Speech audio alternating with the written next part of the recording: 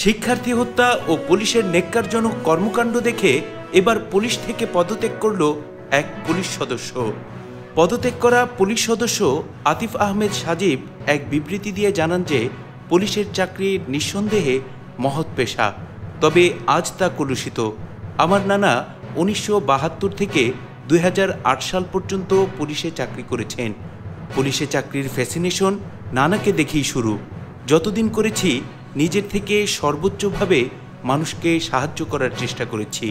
আমার সাধ্যের বাইরে গিয়ে রিস্ক নিয়েও কেবল দোয়ার জন্য মানুষের সাহায্য করেছি।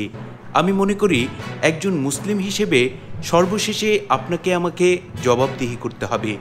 20,000 টাকার চাকরি আমার ব্যক্তিত্ব পরিবর্তন করে দিবে তা আমি কখনোই চাইনি। আমি এখানে শত বৈষম্যের ভিড়ে অনেক ভালো মানুষ দেখেছি, যারা কোণঠাসা, অতি সাধারণ।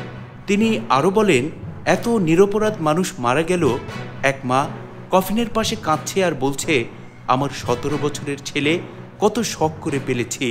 বাসা থেকে বের হয়ে এক গুলিবিদ্ধ ব্যক্তিকে বাঁচাতে যাওয়ায় তাকে গুলি করে মেরে ফেলা হয়েছে। কি দোষ আমার ছেলের? আহা, কি নির্মমতা! আমি মানি আল্লাহ তাআলা মানুষের ধৈর্যের শেষ পর্যায়ে গিয়ে সাহায্য করেন। আল্লাহ সর্বোচ্চ পরিকল্পনাকারী। এই বিবৃতি দিয়ে পুলিশের অন্যতম সদস্য আতিফ আহমেদ সাজিব পুলিশ থেকে পদত্যাগ করেন এবং শিক্ষার্থী হত্যা ও পুলিশের ন্যাক্কারজনক কর্মকাণ্ডের সমালোচনা করেন।